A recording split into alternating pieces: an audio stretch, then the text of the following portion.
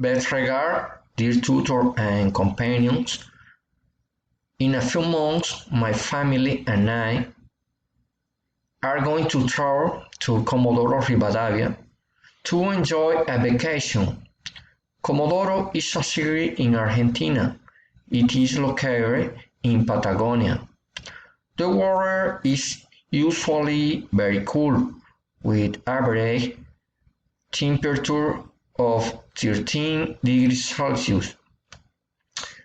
We have the air ticket reserved on September 13 at 4 p.m. from Bogota. We had a lot of plans for 2 days.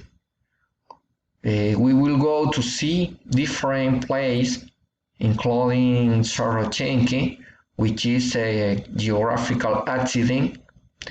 It is an excellent place to take pictures with the family. We will also go to now the beautiful beaches of Radatili and Puerto Marin. Finally, we will go to the Calafate with the children to see the snow.